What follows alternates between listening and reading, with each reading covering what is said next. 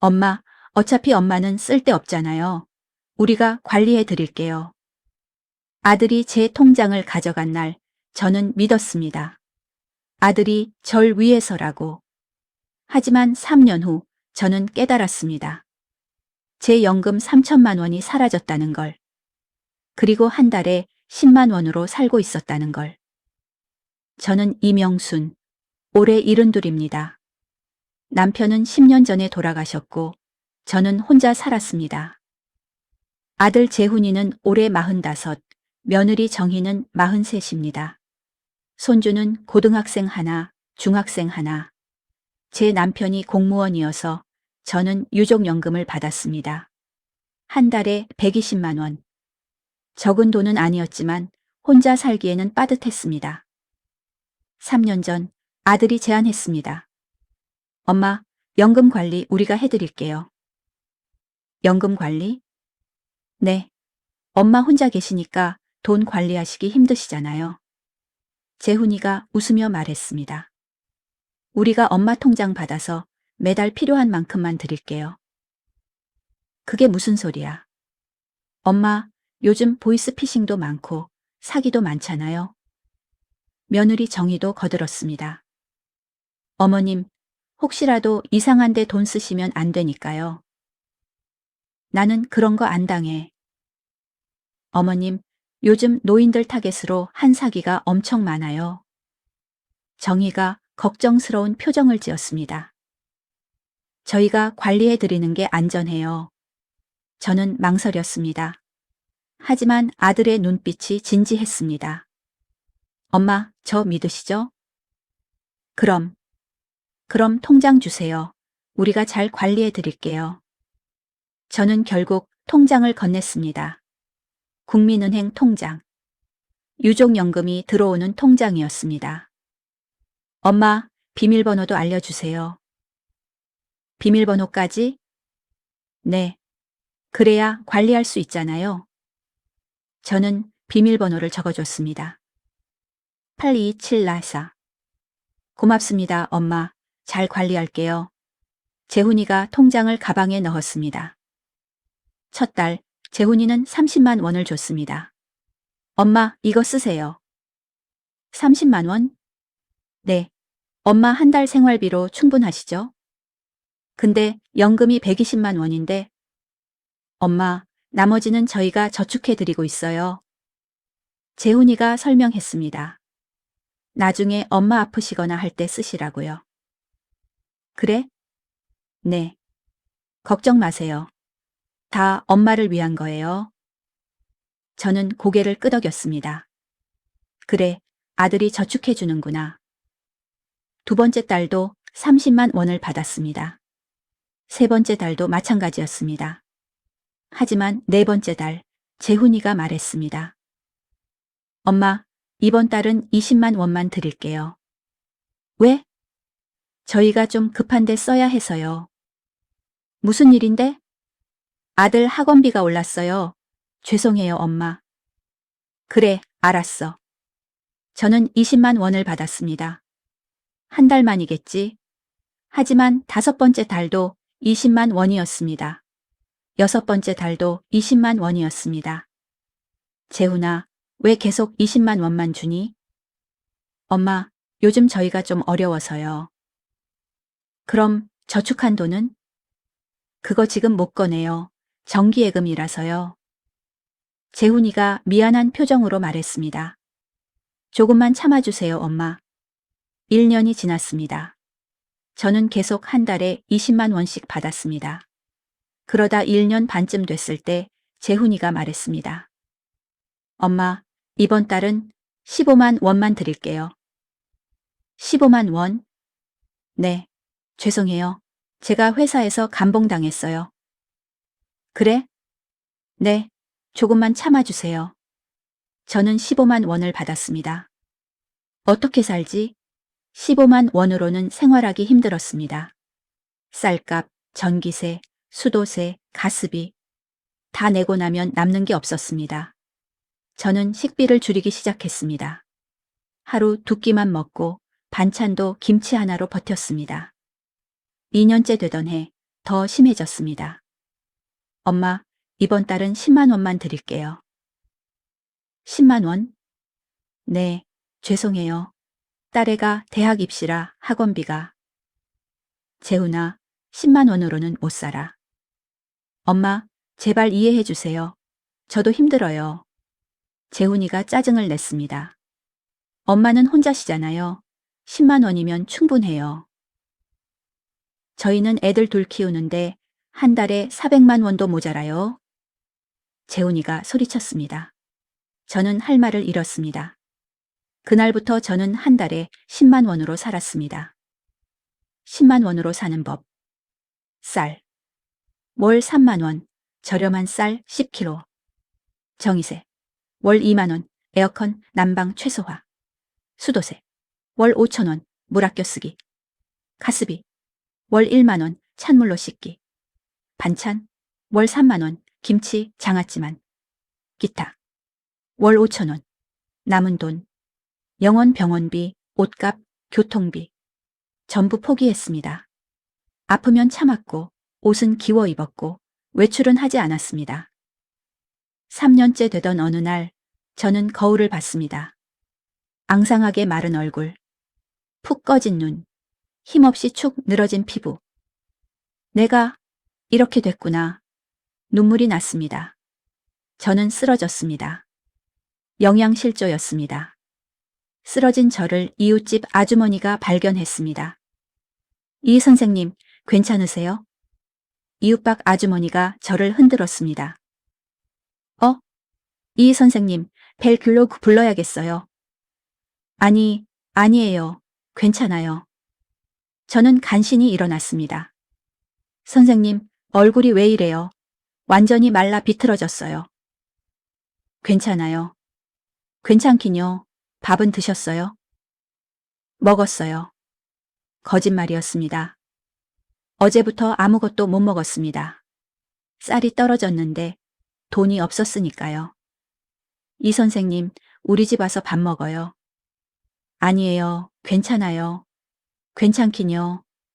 어서 와요. 박 아주머니가 저를 끌고 자기 집으로 갔습니다. 박 아주머니 집에서 밥을 먹었습니다. 된장찌개, 생선구이, 나물 반찬. 저는 눈물을 흘리며 먹었습니다. 이렇게 맛있는 게 있었구나.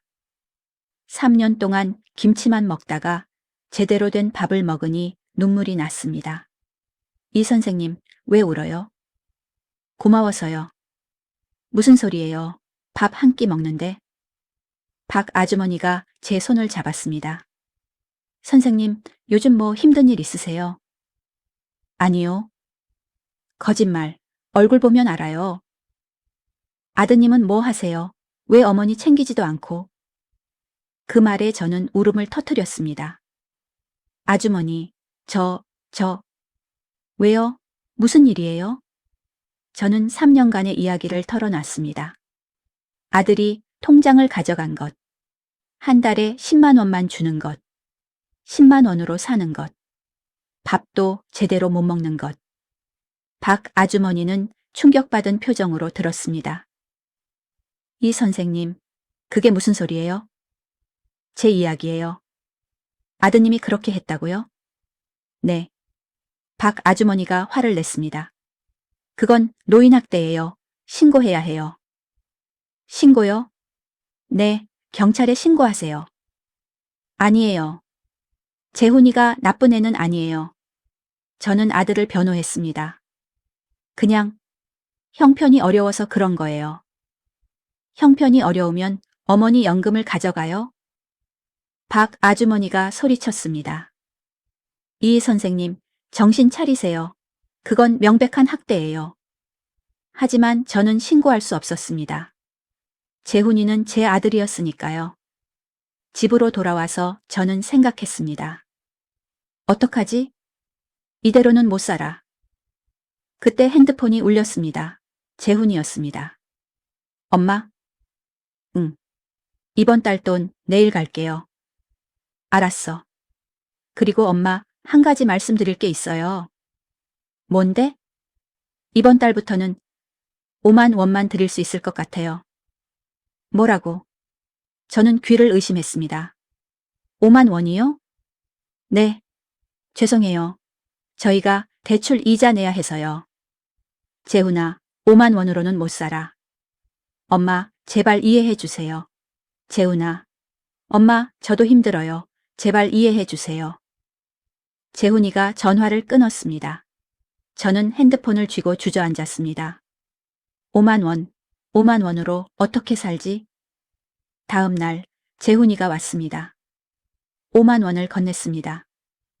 엄마, 죄송해요. 재훈아, 제발. 엄마 좀 살려줘. 저는 무릎을 꿇었습니다. 5만 원으로는 못 살아. 제발. 엄마. 재훈이가 저를 일으켰습니다. 엄마, 왜 이러세요? 창피하게.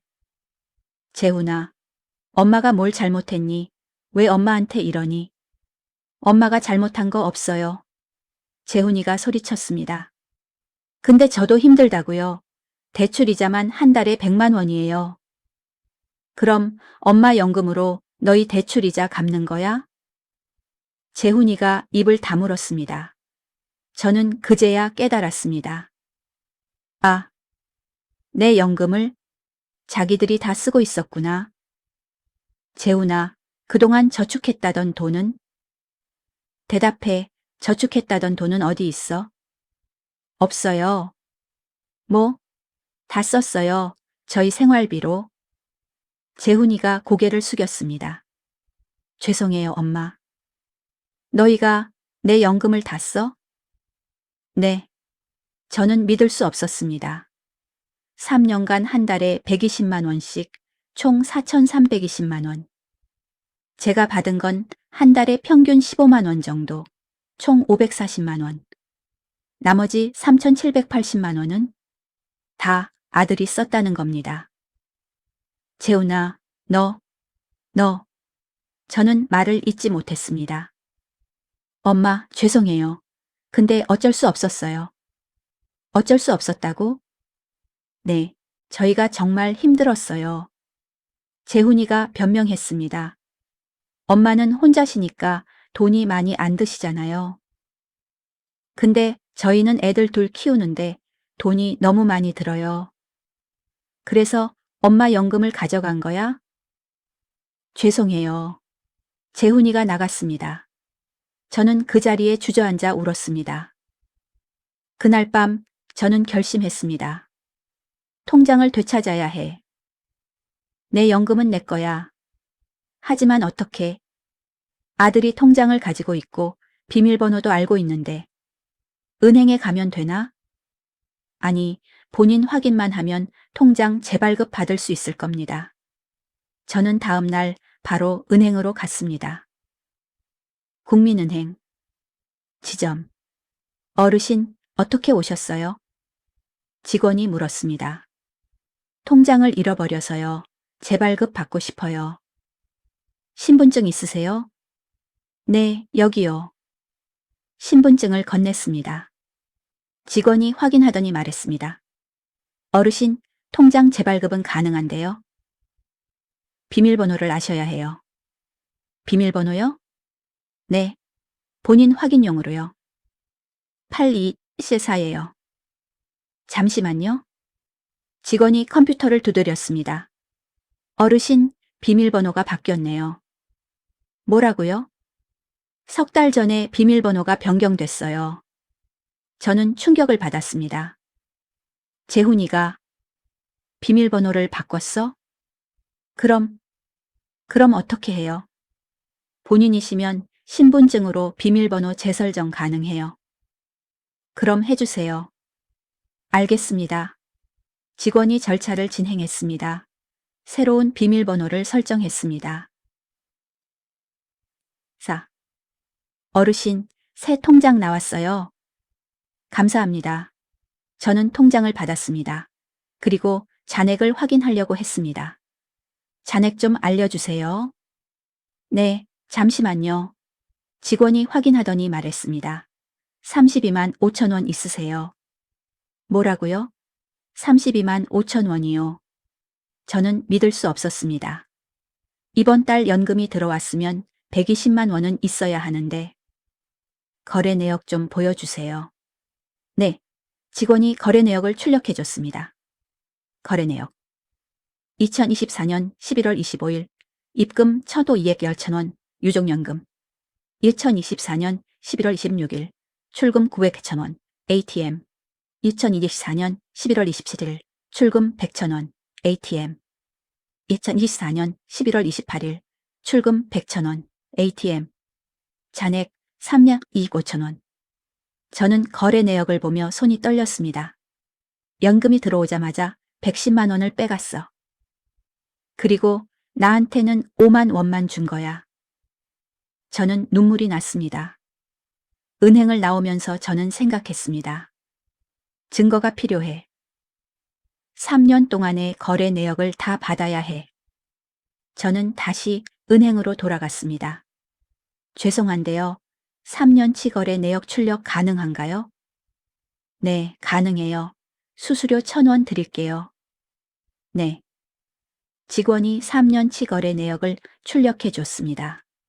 두꺼운 서류 뭉치였습니다. 저는 그 서류를 들고 집으로 왔습니다. 집에 도착해서 저는 거래 내역을 하나하나 확인했습니다. 21년 12월 첫 달. 입금 200,000원 유종연금.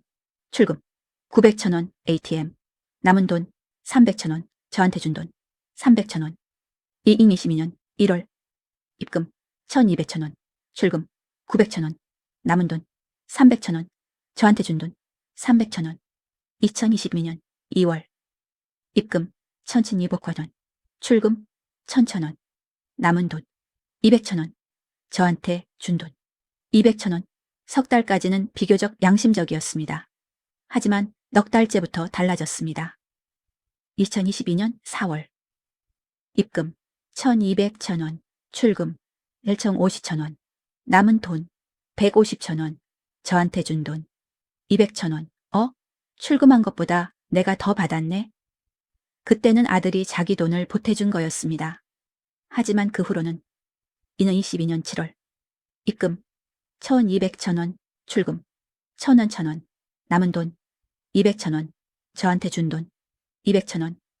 2022년 10월 입금 1,200,000원. 출금 1,050,000원. 남은 돈 150,000원 저한테 준 돈 150,000원. 2023년 1월 입금 1,400,000원. 출금 1,100,000원. 남은 돈 100,000원 저한테 준 돈 100,000원.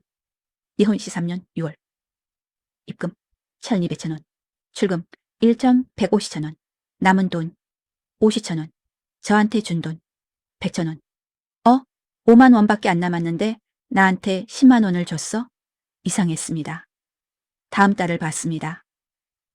23년 7월 입금 1,500,000원. 2월 금액 50,000원. 합계 1,550,000원. 출금 1,150,000원. 남은 돈 100,000원 저한테 준 돈 100,000원. 2월 된 돈까지 합쳐서 뺀 거구나. 그리고 최근 석 달 2024년 9월 입금 1,200,000원. 출금 1,150,000원. 남은 돈 50,000원 저한테 준 돈 50,000원. 24년 10월 입금 200,000원. 출금 1차에 50,000원. 남은 돈 50,000원 저한테 준 돈 50,000원. 또 24년 11월 입금 1,200,000원. 출금 1,000돈 100,000원. 남은 돈 3약 2억 5천원 저한테 준 돈 50,000원. 저는 계산기를 꺼냈습니다. 3년간 총 입금액 4.3 200,000원. 1,200천 X 36개월. 3년간 총 출금액 37남 800,000원. 제가 받은 총액 온 400,000원. 차액 37 800,000원. 5,400,000원. 쌀아 32창 400,000원. 3,240만 원. 아들이 제 연금에서 가져간 돈이었습니다. 저는 그 숫자를 보며 눈물이 났습니다. 그날 밤 저는 박 아주머니한테 전화했습니다. 아주머니, 저예요. 이 선생님, 왜요? 제가 은행 갔다 왔는데요. 저는 울면서 상황을 설명했습니다. 박 아주머니는 충격받은 목소리로 말했습니다. 이 선생님, 그건 횡령이에요. 횡령이요? 네, 명백한 범죄예요. 하지만 제 아들인데 아들이라도 안 돼요. 경찰에 신고하세요. 신고요? 네. 그리고 변호사 상담 받으세요. 박 아주머니가 말했습니다. 내일 저랑 같이 복지관 가요. 거기 무료 법률 상담 있어요. 알겠어요. 다음 날, 박 아주머니와 함께 복지관에 갔습니다. 어서 오세요. 무슨 일로 오셨어요? 복지관 직원이 반갑게 맞아줬습니다. 저 법률 상담 받고 싶어서요. 아, 네. 오늘 변호사님 오시는 날이에요. 잠시만 기다리세요. 저는 대기실에서 기다렸습니다. 손에는 3년 치거래 내역이 들려 있었습니다. 30분 후 제 차례가 됐습니다. 어르신, 들어오세요. 40대 중반으로 보이는 여자 변호사였습니다. 앉으세요. 무슨 일이세요? 저는 처음부터 끝까지 설명했습니다. 아들이 통장을 가져간 것, 3년간 한 달에 10만 원으로 산 것, 거래 내역을 확인한 것, 3,240만 원이 사라진 것. 변호사는 거래 내역을 꼼꼼히 봤습니다. 어르신, 이건 명백한 횡령이에요. 정말요? 네. 아드님이 어르신 동의 없이 돈을 가져갔잖아요. 하지만 제가 통장을 줬어요. 통장을 주신 건 관리를 위해서였죠. 가져가라고 준 게 아니잖아요. 네. 그럼 횡령이에요. 변호사가 설명했습니다. 어르신, 형법 제305조에 따르면 타인의 재물을 보관하는 자가 그 재물을 횡령하면 5년 이하의 징역 또는 1,500만 원 이하의 벌금에 처해집니다. 특히 직계존속 부모의 재산을 횡령한 경우 가중 처벌될 수 있어요. 변호사가 저를 보며 말했습니다. 어르신, 경찰에 신고하시겠어요? 아들인데. 어르신, 아드님이 어르신께 한 짓을 생각해 보세요. 변호사가 단호하게 말했습니다. 3,240만 원을 가져가고 어르신은 한 달에 5만 원으로 살게 했어요. 그게 아들이 할 짓인가요? 저는 눈물이 났습니다. 어르신, 신고하셔야 해요. 안 그러면 계속 당하실 거예요. 알겠어요. 저는 고개를 끄덕였습니다. 신고할게요. 복지관을 나오면서 박 아주머니가 말했습니다. 이 선생님, 잘 결정하셨어요. 그런가요? 네, 아들이라도 잘못된 건 잘못된 거예요. 아주머니, 저 무서워요. 뭐가요? 재훈이가 저를 원망하면 어떡해요? 박 아주머니가 제 손을 잡았습니다. 이 선생님, 이미 재훈 씨는 어머니를 원망하고 있어요. 뭐라고요? 진짜 어머니를 사랑하는 아들이라면 어머니 연금을 가져가지 않았을 거예요. 박 아주머니 말이 맞았습니다. 선생님, 용기 내세요. 선생님 인생은 선생님이 지켜야 해요. 네. 집으로 돌아와서 저는 한참을 생각했습니다. 정말 신고해야 하나? 재훈이는 내 아들인데. 하지만 3년간의 고통이 떠올랐습니다. 하루 두 끼 김치만 먹던 날들. 추운 겨울 난방을 못 틀고 떨던 밤들. 아파도 병원 못 가고 참던 순간들. 재훈아, 넌 엄마한테 왜 그랬니? 저는 결심했습니다. 신고하자. 다음 날 저는 경찰서로 갔습니다. 무슨 일로 오셨어요? 경찰관이 물었습니다. 횡령 신고하러 왔어요. 횡령이요? 누가요? 제 아들이요? 경찰관이 놀란 표정으로 저를 봤습니다. 아드님이요? 네. 저는 거래 내역을 꺼냈습니다. 3년 동안 제 연금을 가져갔어요. 경찰관이 거래 내역을 봤습니다. 어르신, 자세히 말씀해 주시겠어요? 저는 처음부터 끝까지 설명했습니다. 경찰관은 고개를 끄덕이며 들었습니다. 어르신, 이건 명백한 횡령이에요. 신고 접수하겠습니다. 감사합니다. 아드님 연락처 알려주시겠어요? 저는 재훈이 전화번호를 알려줬습니다. 조사 시작하겠습니다. 연락드릴게요. 경찰서를 나오면서 저는 후회가 됐습니다. 내가 정말 잘한 걸까? 재훈이가 얼마나 놀랄까? 하지만 이미 늦었습니다. 신고는 접수됐고 조사는 시작될 겁니다. 저는 집으로 돌아와 기다렸습니다. 이틀 후 재훈이한테서 전화가 왔습니다. 엄마, 목소리가 떨리고 있었습니다. 응. 엄마, 경찰이 왜 나한테 연락해요? 엄마가 나를 횡령으로 신고했다고요? 재훈이가 소리쳤습니다. 이게 무슨 짓이에요? 재훈아. 엄마, 나 엄마 아들이에요. 친아들. 알아. 그런데 왜 경찰에 신고해요? 재훈이가 울먹였습니다. 엄마, 나 지금 회사에서 이 일 때문에 난리 났어요. 경찰 조사받는다고 하니까 상사가 날 이상하게 봐요. 재훈아, 그건 엄마, 제발 신고 취소해 주세요. 재훈이가 애원했습니다. 엄마, 제발요. 내가 잘못했어요. 다 갚을게요. 정말? 네, 정말이에요. 제발 취소해 주세요. 저는 잠시 망설였습니다. 취소해 줄까? 하지만 변호사가 했던 말이 떠올랐습니다. 취소하시면 안 돼요. 계속 당하실 거예요.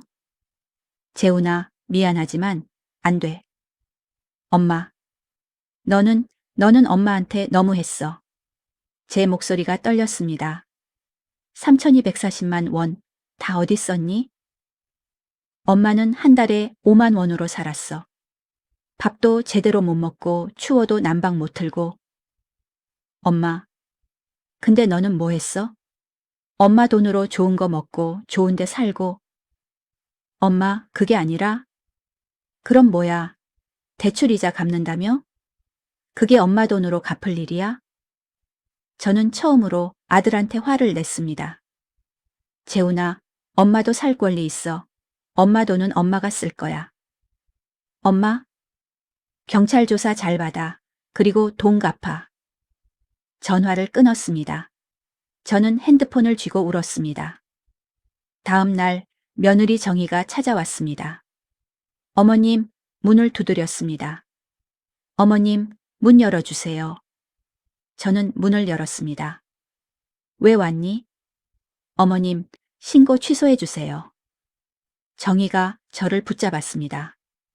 재훈이가 회사에서 잘릴 것 같아요. 경찰 조사받는다고 하니까 상사가 눈치를 줘요. 정희가 울기 시작했습니다. 어머님, 제발. 저희도 살아야 해요. 정희야, 나도 살아야 해. 어머님은 혼자시잖아요. 돈이 많이 안 드시잖아요. 뭐라고? 저희는 애들 둘 키우는데 돈이 너무 많이 들어요. 정희가 소리쳤습니다. 어머님 연금 좀 쓰는 게 뭐가 문제예요?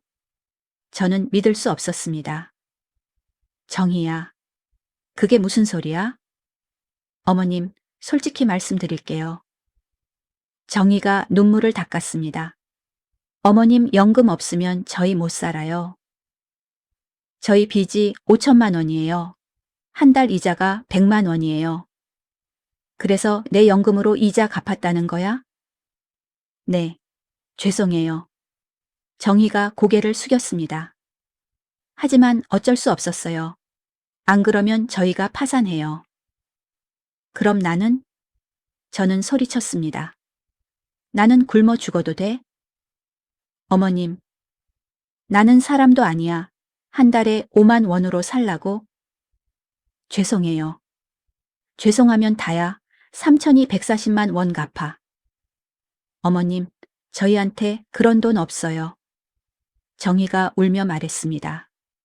제발 신고만 취소해 주세요. 재훈이가 회사에서 잘리면 저희는 정말 끝이에요. 나가! 어머님! 나가라고! 저는 정희를 밀어냈습니다. 정희는 울면서 나갔습니다. 그날 밤 재훈이한테서 문자가 왔습니다. 엄마, 저 회사에서 잘렸어요. 경찰 조사받는다고 하니까 회사에서 자진 퇴사 종용했어요. 엄마, 이제 만족하세요? 제 인생 망쳤어요. 저는 문자를 읽고 가슴이 아팠습니다. 재훈이가 회사에서 잘렸어. 하지만 동시에 화도 났습니다. 내 인생은 뭐야? 내가 3년 동안 어떻게 살았는데? 저는 답장하지 않았습니다. 일주일 후 경찰서에서 연락이 왔습니다. 어르신, 조사 나오셔야 해요. 네, 알겠습니다. 다음 날 저는 경찰서로 갔습니다. 조사실에 들어가니 재훈이가 앉아 있었습니다. 3년 만에 보는 아들의 얼굴은 초췌했습니다. 엄마. 저는 재훈이를 외면하고 자리에 앉았습니다. 경찰관이 말했습니다. 이명순 어르신, 진술 시작하겠습니다. 네. 아드님이 어르신 통장을 가져간 경위를 말씀해 주세요. 저는 처음부터 끝까지 설명했습니다.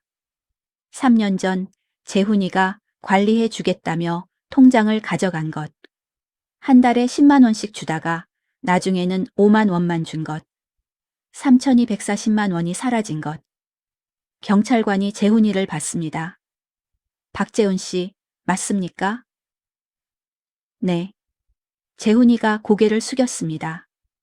돈은 어디에 쓰셨습니까? 대출이자요. 대출이자가 얼마인데요? 한 달에 100만 원이요. 경찰관이 고개를 끄덕였습니다. 그럼 3년간 3,600만 원이네요. 어머니 연금에서 3,240만 원 쓰셨고. 네. 나머지는요? 생활비요. 재훈이가 작은 목소리로 말했습니다. 경찰관이 한숨을 쉬었습니다. 박재훈 씨, 이건 횡령입니다. 아시죠? 네. 어머니 동의 없이 돈을 가져갔고 어머니한테 거짓말까지 했습니다. 죄송합니다. 어머니께 사과하세요. 재훈이가 저를 봤습니다. 엄마, 죄송해요. 저는 재훈이를 보며 눈물이 났습니다. 재훈아, 넌 왜 엄마한테 그랬니? 엄마, 저도 어쩔 수 없었어요. 어쩔 수 없었다고? 저는 소리쳤습니다. 네가 빚진 건 엄마 잘못이야? 왜 엄마 돈으로 갚아? 엄마, 미안해요. 미안하다고 다야? 저는 울었습니다. 넌 엄마를 뭐로 본 거야? ATM이야? 재훈이는 대답하지 못했습니다. 조사가 끝나고 경찰관이 말했습니다. 어르신, 고소를 유지하시겠어요? 아니면 합의하시겠어요? 합의요? 네. 아드님이 돈을 갚겠다고 하면 합의 가능합니다. 저는 재훈이를 봤습니다. 재훈이가 말했습니다. 엄마, 저한테 그런 돈 없어요. 회사도 잘렸고 지금 당장 갚을 수 없어요. 재훈이가 울었습니다. 엄마, 제발 조금만 기다려 주세요. 제가 일자리 구하면 조금씩 갚을게요. 저는 한참을 생각했습니다. 어떡하지? 고소를 유지하면 재훈이는 전과자가 돼. 하지만 합의하면 또 당할 수도 있어. 경찰관이 말했습니다. 어르신, 천천히 생각하세요. 일주일 드릴게요. 네. 일주일 동안 저는 고민했습니다. 합의를 해줄까? 아니면 고소를 유지할까? 밤마다 잠을 이룰 수 없었습니다. 재훈이는 제 아들이었습니다. 38년 전 제가 낳아서 키운 아들. 첫 돌 때 뒤뚱뒤뚱 걷던 모습. 초등학교 입학식 때 새 가방 메고 웃던 모습. 대학 합격하고 저를 안아주던 모습. 모두 떠올랐습니다. 그 아들이 나한테 이럴 줄은. 하지만 3년간의 고통도 잊을 수 없었습니다. 한 달에 5만 원으로 살던 날들. 굶주리고 추위에 떨던 밤들. 재훈아, 엄마가 그렇게 만만해 보였니? 사흘째 되던 날 박 아주머니가 찾아왔습니다. 이 선생님 결정하셨어요? 아직이요. 선생님, 제 생각 들어보실래요? 네. 박 아주머니가 차를 한 모금 마시고 말했습니다. 선생님, 합의하지 마세요. 네? 합의하시면 안 돼요. 하지만 재훈이가 전과자가 되면 그게 두려우세요? 박 아주머니가 저를 똑바로 봤습니다. 선생님, 재훈 씨는 이미 어머니를 배신했어요. 3,240만 원을 가져가고 어머니를 굶겼어요. 박 아주머니가 말을 이었습니다. 그런 아들이 전과자 되는 게 두렵나요? 아주머니, 그래도 선생님, 합의해주면 재훈 씨가 돈 갚을 것 같아요? 저는 대답할 수 없었습니다. 회사도 잘렸고 빚도 5천만 원이에요. 어떻게 갚아요? 박 아주머니 말이 맞았습니다. 선생님, 고소 유지하세요. 그래야 재훈 씨가 정신 차려요. 닷새째 되던 날 복지관 변호사한테 전화했습니다. 변호사님, 저 이명순이에요. 아, 네. 어르신, 무슨 일이세요? 합의를 해줄까 고민 중이에요. 합의요?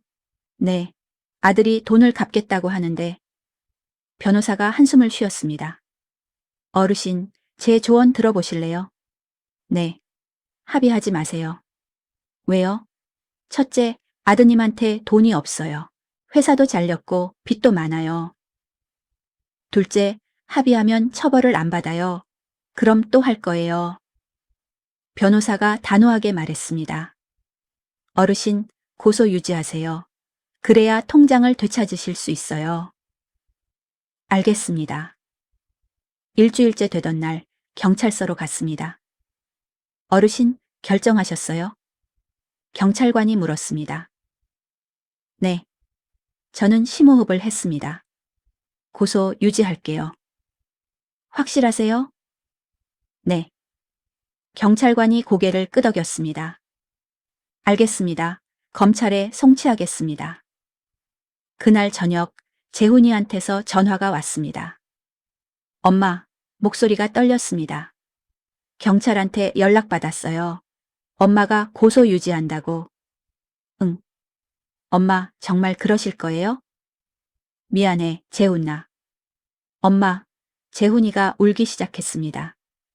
엄마, 저 전과자 되면 어떡해요? 취직도 못해요. 엄마, 제발 고소 취소해 주세요. 재훈아, 엄마도 살아야 해. 제 목소리가 떨렸습니다. 네가 엄마를 어떻게 했는지 알아? 3년 동안 한 달에 5만 원으로 살았어. 밥도 제대로 못 먹고 병원도 못 갔어. 엄마, 죄송해요. 죄송하다고 다야? 저는 눈물을 흘렸습니다. 재훈아, 넌 엄마를 사람으로 안 본 거야. 엄마, 이제 그만하자. 엄마도 지쳤어. 전화를 끊었습니다. 한 달 후 검찰에서 연락이 왔습니다. 이명순 어르신이시죠? 네. 박재훈 씨 사건 담당 검사입니다. 네. 조사 나오셔야 할 것 같은데 언제 가능하세요? 언제든지 괜찮아요.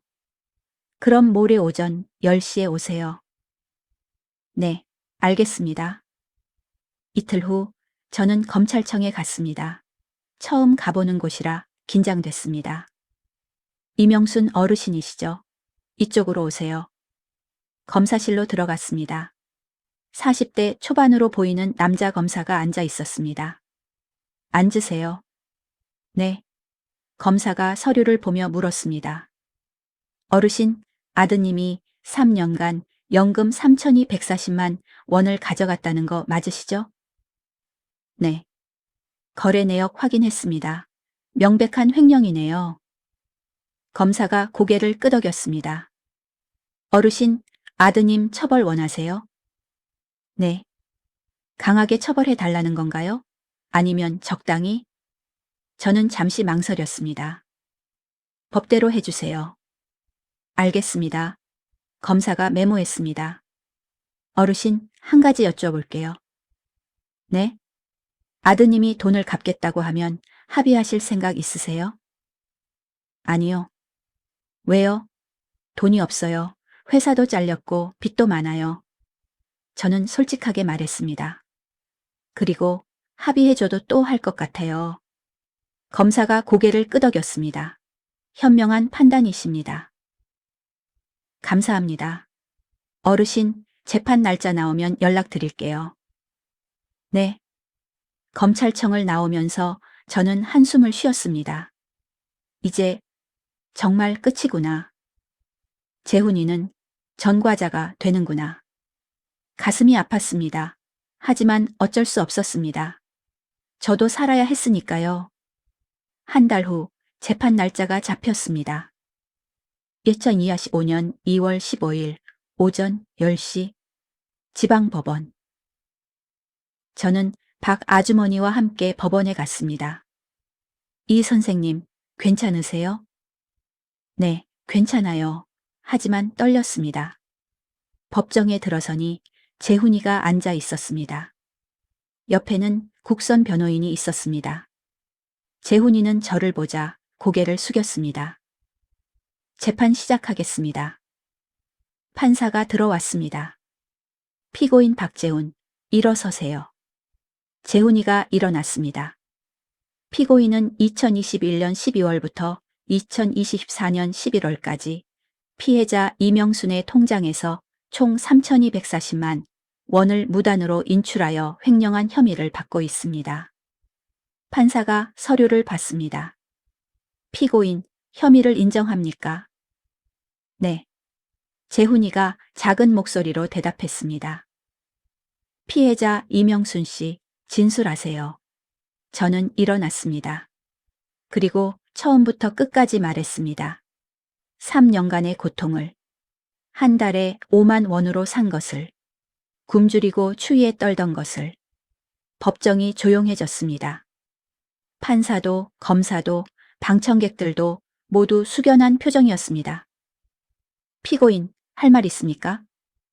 판사가 재훈이를 봤습니다. 재훈이가 일어났습니다. 죄송합니다. 누구한테요? 어머니한테요. 재훈이가 저를 봤습니다. 엄마, 정말 죄송해요. 제가 짐승만도 못했어요. 재훈이가 울기 시작했습니다. 하지만 저는 눈물이 나지 않았습니다. 이미 다 울어서 그런지 아무 감정도 들지 않았습니다. 판사가 말했습니다. 선고는 2주 후에 하겠습니다. 2주일이 지났습니다. 선고날이 왔습니다. 저는 다시 법정에 섰습니다. 박 아주머니와 복지관 변호사도 함께 왔습니다. 이 선생님, 힘내세요. 네. 법정에 들어서니 재훈이가 이미 앉아 있었습니다. 옆에는 며느리 정희와 손주들도 있었습니다. 손주 민준이가 저를 보더니 고개를 돌렸습니다. 민준이도 할머니를 원망하는구나. 가슴이 아팠지만 참았습니다. 재판 시작하겠습니다. 판사가 들어왔습니다. 피고인 박재훈, 일어서세요. 재훈이가 일어났습니다. 온몸이 떨리고 있었습니다. 판사가 판결문을 읽기 시작했습니다.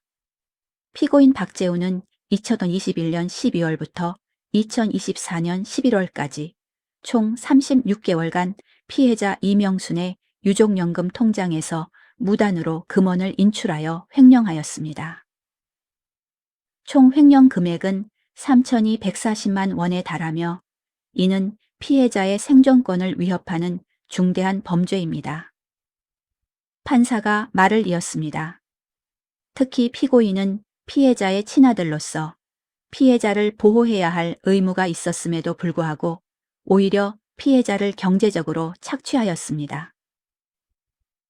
피해자는 3년간 한 달 평균 15만 원으로 생활하였으며 최근에는 한 달 5만 원으로 생활하여 영양실조에 이르렀습니다. 판사가 재훈이를 쳐다봤습니다. 피고인, 이것이 아들이 할 짓입니까? 죄송합니다. 재훈이가 고개를 숙였습니다. 피고인은 피해자에게 관리해 주겠다고 거짓말하여 통장을 취득하였고, 이는 사기의 성격도 있습니다. 또한 피해자가 한 달에 5만 원으로 생활하는 동안 피고인은 그 돈으로 대출이자를 갚고 생활비로 사용하였습니다. 판사가 판결문을 내려놓았습니다. 본법원은 피고인 박재훈에게 다음과 같이 선고합니다. 법정이 조용해졌습니다. 징역 1년 6개월. 단, 집행유예 3년. 재훈이가 무릎을 꿇었습니다. 감사합니다. 감사합니다. 하지만 판사는 계속 말했습니다. 그리고 피해자 이명순에게 3,240만 원을 배상할 것. 재훈이의 얼굴이 하얗게 변했습니다. 배상금은 6개월 이내에 완납하시기 바랍니다. 판사님, 저한테 그런 돈이.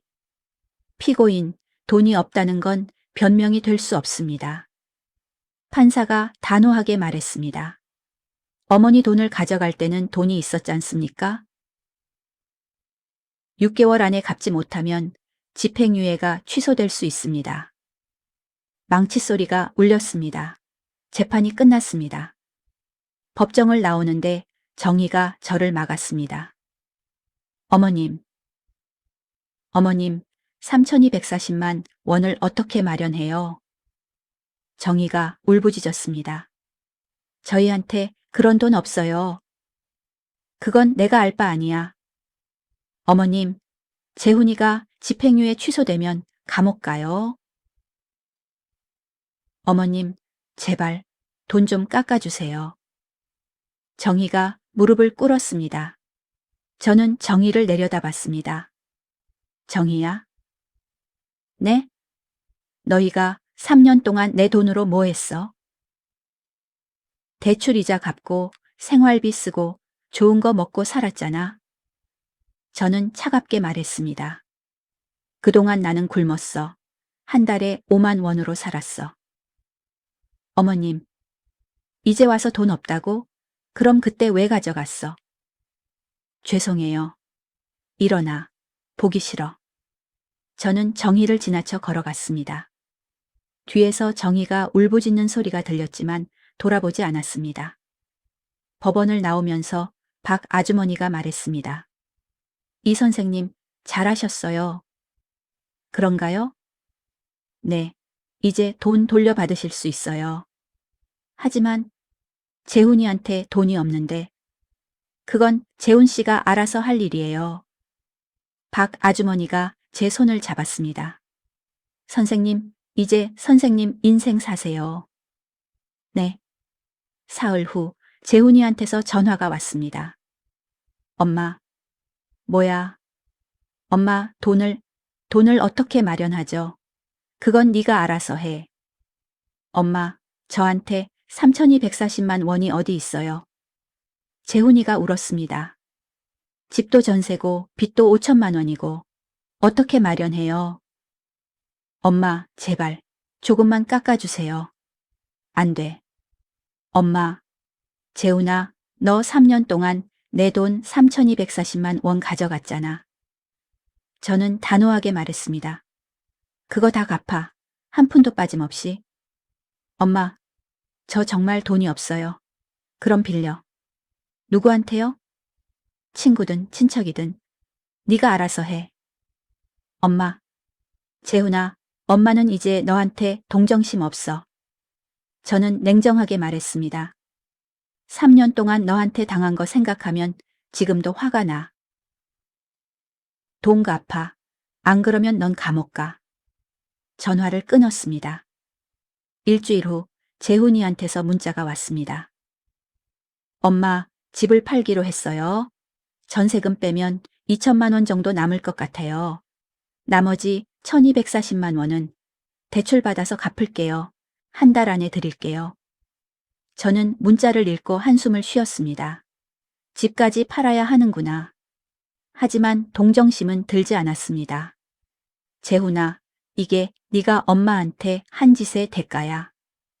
한 달 후 제 통장에 3,240만 원이 입금됐습니다. 2025년 3월 20일 입금 32에 400,000원 박재훈. 저는 통장을 보며 눈물이 났습니다. 3,240만 원. 3년 만에 내 돈을 돌려받았어. 하지만 기쁘지 않았습니다. 이 돈을 받기 위해 아들을 고소했고 아들은 집을 잃었습니다. 이게 맞는 건가? 하지만 어쩔 수 없었습니다. 저도 살아야 했으니까요. 그날 저녁 박 아주머니가 찾아왔습니다. 이 선생님, 돈 받으셨어요? 네.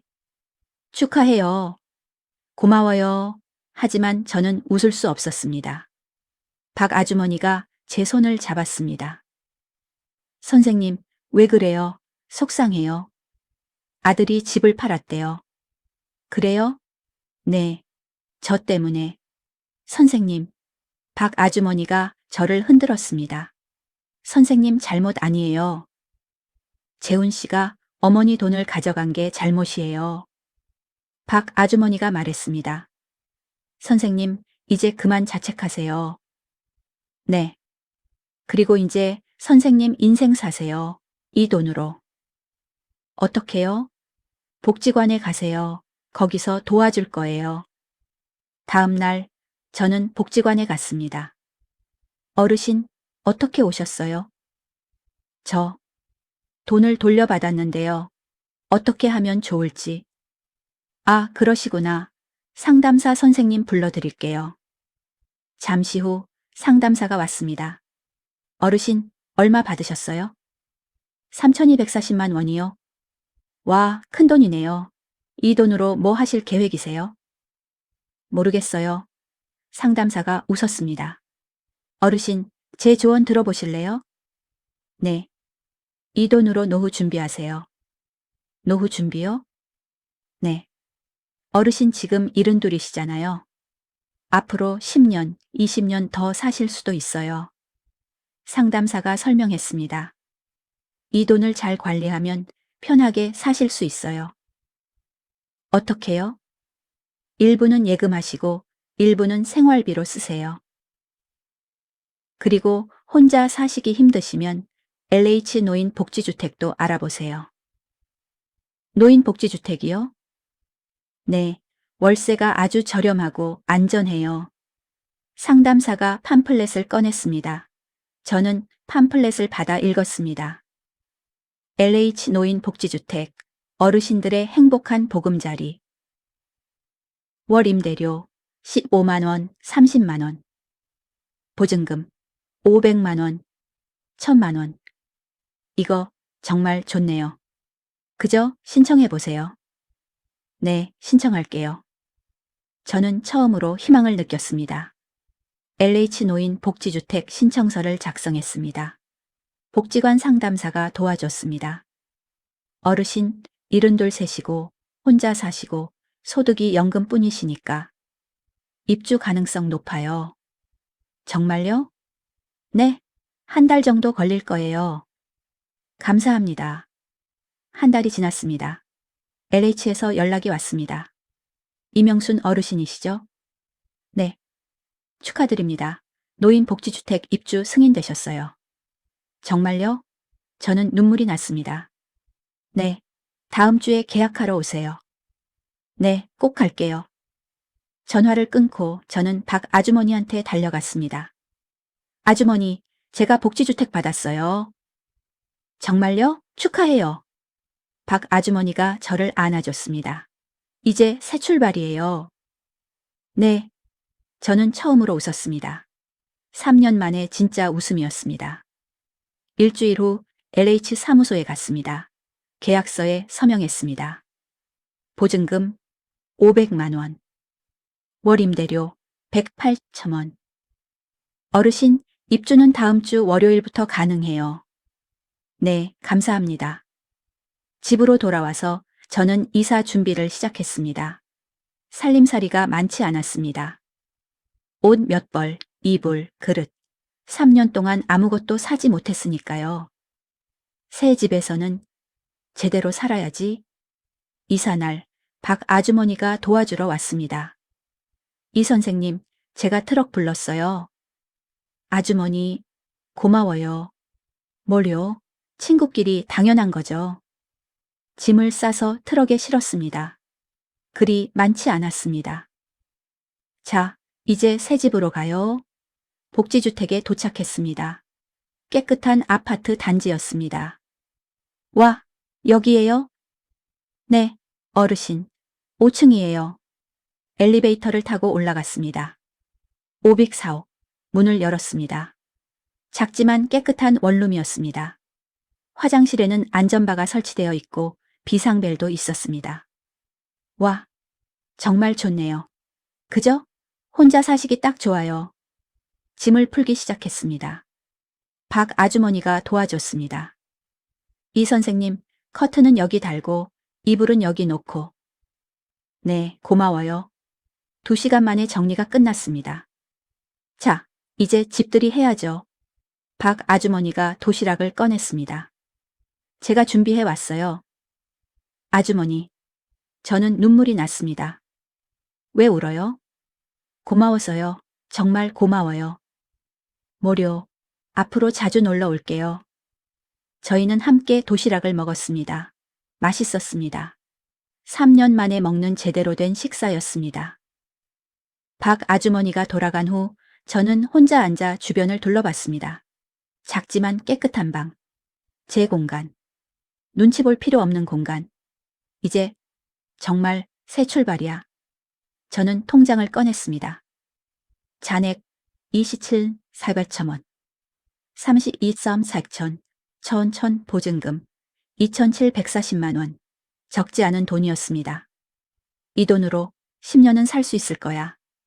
저는 계산기를 꺼냈습니다. 한 달 생활비 계획.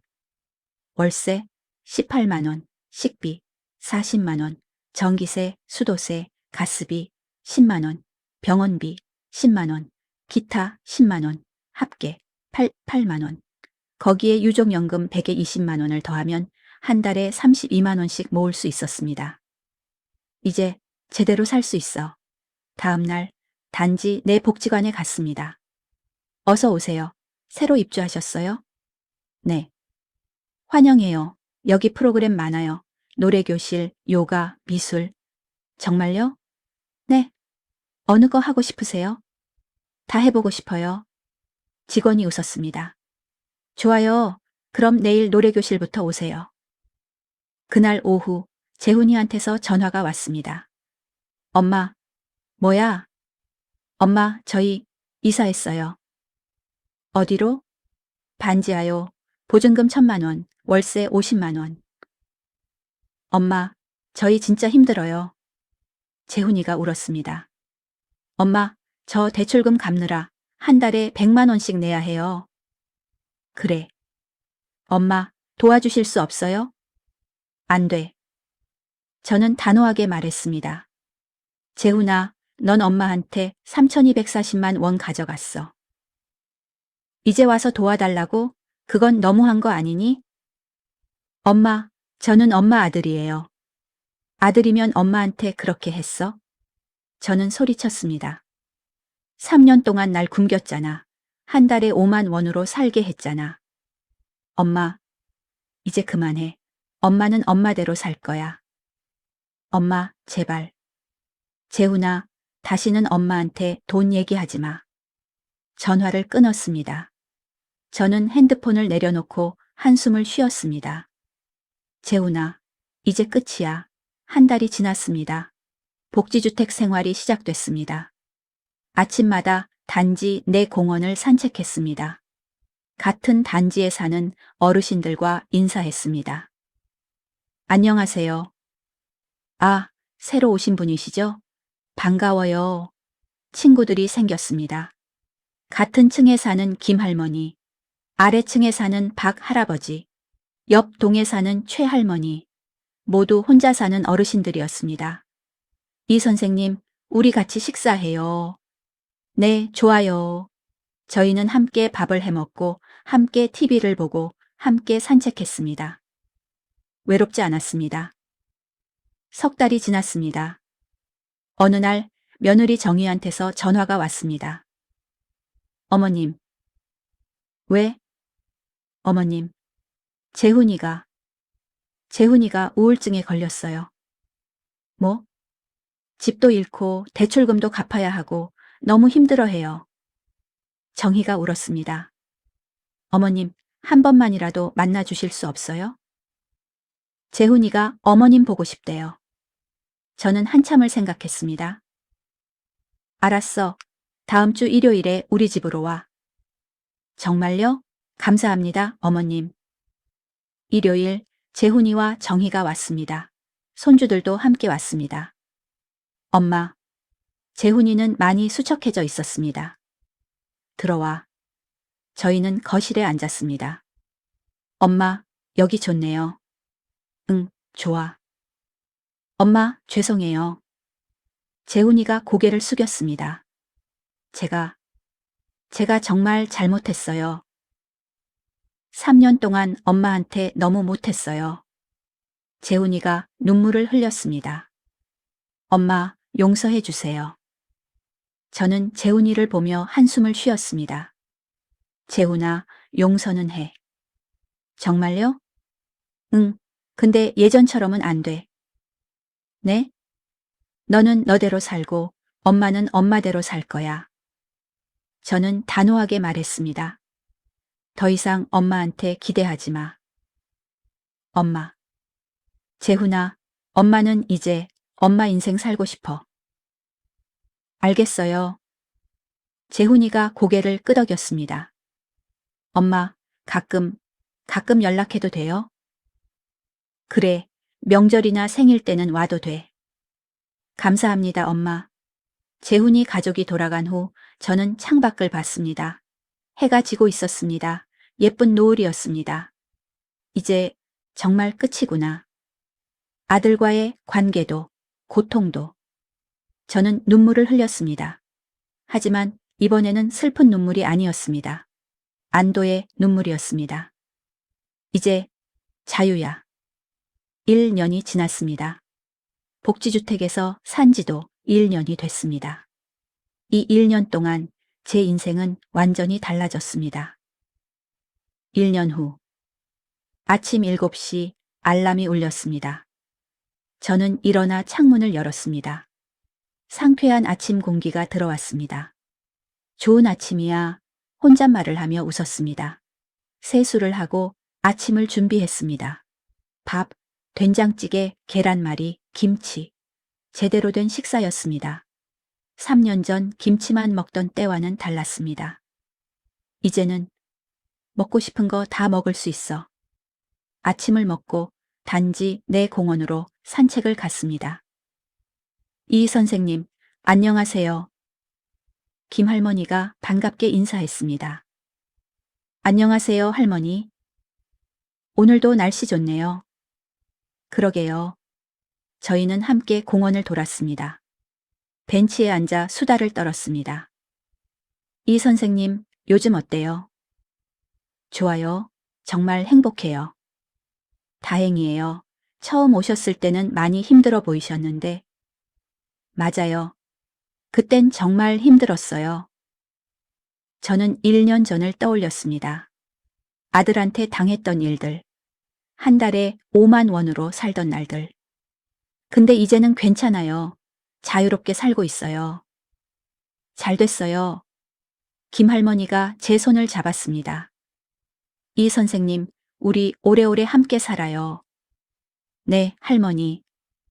오전 10시 복지관 노래교실에 갔습니다. 어르신들이 모여 노래를 불렀습니다. 오늘은 사랑은 아무나 하나 배울 거예요. 선생님이 피아노를 쳤습니다. 저희는 함께 노래를 불렀습니다. 사랑은 아무나 하나. 저는 큰 소리로 불렀습니다. 노래를 부르는 동안 저는 행복했습니다. 이런 게 진짜 삶이구나. 점심 후 집으로 돌아와 통장을 확인했습니다. 잔액 312 4,000원. 1년 동안 380만 원을 모았습니다. 한 달에 약 32만 원씩. 유족연금 120만 원에서 생활비 88만 원을 쓰고 남은 돈이었습니다. 이 정도면 앞으로 10년은 충분히 살 수 있어. 저는 안도의 한숨을 쉬었습니다. 그리고 가계부를 펼쳤습니다. 1년 전부터 쓰기 시작한 가계부였습니다. 매달 꾸준히 저축했습니다. 엄마, 잘하고 있어. 스스로에게 말했습니다. 오후 2시 재훈이한테서 전화가 왔습니다. 3개월 만에 연락이었습니다. 엄마, 저 재훈이에요. 응. 엄마, 잘 지내세요? 응, 잘 지내. 엄마, 다음 주가 어머니 생신이잖아요. 그래? 저는 잊고 있었습니다. 저희가 뵈러 가도 될까요? 그래, 와. 감사합니다, 엄마. 민준이랑 민서도 데려갈게요. 알았어. 전화를 끊고 저는 한숨을 쉬었습니다. 재훈이와의 관계는 이제 담담했습니다. 예전처럼 친밀하지도 그렇다고 원수도 아니었습니다. 그냥 거리를 둔 관계였습니다. 생신날. 재훈이 가족이 왔습니다. 손에는 케이크와 선물을 들고 있었습니다. 엄마, 생신 축하해요. 고마워. 저는 케이크를 받았습니다. 할머니, 생신 축하드려요. 손주 민준이가 인사했습니다. 고맙다, 민준아. 저희는 거실에 앉아 케이크를 먹었습니다. 재훈이가 조심스럽게 말했습니다. 엄마, 요즘 어떻게 지내세요? 잘 지내. 친구들도 많이 생기고 할 것도 많고. 다행이네요. 너희는? 저는 택배 일 하고 있어요. 택배? 네. 한 달에 250만 원 정도 벌어요. 재훈이가 쓴 웃음을 지었습니다. 예전보다는 적지만 그래도 가족 먹여 살릴 순 있어요. 그래. 엄마, 정희는 편의점에서 알바해요. 한 달에 100만 원 정도. 힘들겠네. 괜찮아요. 저희가 자초한 일이니까요. 재훈이가 고개를 숙였습니다. 엄마, 정말 죄송해요. 그때 제가 정신이 없었어요. 됐어. 이제 그만 얘기하자. 저는 더 이상 듣고 싶지 않았습니다. 2시간 정도 함께 있다가 재훈이 가족은 돌아갔습니다. 엄마, 건강하세요. 너희들도. 다음에 또 올게요. 그래. 문을 닫고 저는 한숨을 쉬었습니다. 재훈아, 너는 너대로 살아라. 엄마는 엄마대로 살게.